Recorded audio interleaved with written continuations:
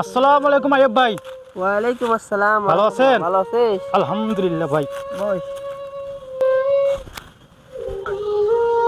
কি খবর সোহেল? আলহামদুলিল্লাহ ভালো আছি, কিন্তু হুজুর আমার একটা প্রশ্ন মনে বারবার খালি জাগে। কি প্রশ্ন?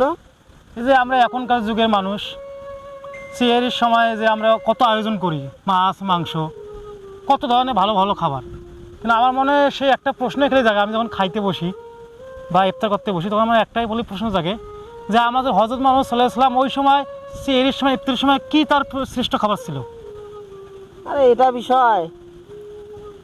বিষয় হচ্ছে আমাদের প্রিয় নবী হযরত মুহাম্মদ সাল্লাল্লাহু আলাইহি সাল্লামের শ্রেষ্ঠ খাবার ছিল খেজুর। হাদিসটি হচ্ছে আবু দাউদের 2335 নম্বর হাদিস। এখানে বলা হয়েছে রাসূল সাল্লাল্লাহু আলাইহি সাল্লামের সেহরির সময় শ্রেষ্ঠ খাবার ছিল খেজুর।